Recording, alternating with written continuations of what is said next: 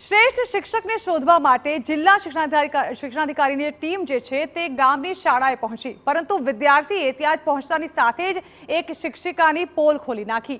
ઘટના છે જૂનાગઢના વિસાવદરના ભલગામમાંથી સામે આવી છે। અહીંની મોડલ માધ્યમિક શાળામાં આ ઘટના ઘટી, જ્યાં શ્રેષ્ઠ શિક્ષકની દરખાસ્ત અંગે સ્થળ તપાસ કરવામાં આવી અને ખરાઈ કરવા જિલ્લા શિક્ષણાધિકારીની ટીમ પહોંચી હતી। ત્યારે બાળકો સાથે ઔપચારિક વાત કરતા ચોંકાવનારો ઘટસ્ફોટ થયો।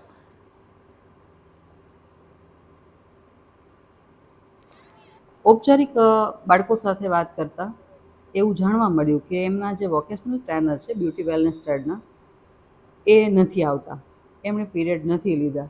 आ बाबत अमने ध्यानमां आवी के तरत ज अमारा ए शिक्षण निरीक्षके मने रिपोर्टिंग कर्युं अने मैं तरत ज शाळाना आचार्य छे एमने कारणदर्शक नोटिस आपी अने एमने खुलासो रजू करवा माटे कह्युं। पण पहेली कारणदर्शक नोटिसना अनुसंधाने एणे समय मर्यादामां खुलासो रजू ना कर्यो तो तरत ज अमे बीजी एने नोटिस आपी अने अंतिम नोटिस आपी के एक दिवसमां रूबरू खुलासो। जी हाँ, वोकेशनल कोर्स माटे वोकेशन ट्रेनर तरीके जोड़ायेला शिक्षिका शाळामां आवता ज न होवानुं सामे आव्युं।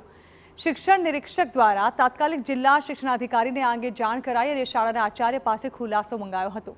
प्राथमिक खुलासामां सामे आव्युं छे के फेब्रुआरीमां वोकेशन कोर्स माटे गीतांजलि सोरठिया खानगी शिक्षिका तरीके जोड़ाया हता। वળી તે શાળાના જ આચાર્ય AR સોરઠિયાના પત્ની હોવાનું પણ સામે આવ્યું છે।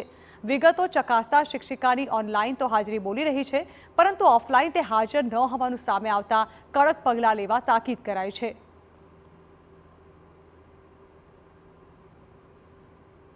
ગામના ટ્રસ્ટના જે મંડળ છે એમને અમારા દ્વારા જે કંઈ પણ ઘટના બની છે એ લખી દેવામાં આવી છે અને આ આચાર્યની હજુ પણ વિગતે આ બાબતે તપાસ એમના દ્વારા કરવામાં આવે અને જો એમાં તથ્ય જણાય અને જો વધારે એમાં કોઈ ગેરરીતિ ધ્યાનમાં આવે તો વિનિમયોની જે જોગવાઈ થયેલી છે એ મુજબ એમની સામે શિક્ષાત્મક કાર્યવાહી કરવા માટેની સૂચના અમારા દ્વારા મંડળને અપાઈ ગયેલી છે। 2-3 દિવસથી જે વીટી બાબતની ચર્ચા હતી તેમાં વીટીને જે મોજેક કંપની દ્વારા રાખવામાં આવેલા હતા અને મોજેક કંપનીના ધ્યાનમાં 3 દિવસની ગેરહાજરી ઓનલાઈન હાજરી પૂરેલી હતી, પણ ગેરહાજરી હોવાથી મોજેક કંપનીએ વીટીને તાત્કાલિક અસરથી છૂટા કરી દેવામાં આવેલા છે।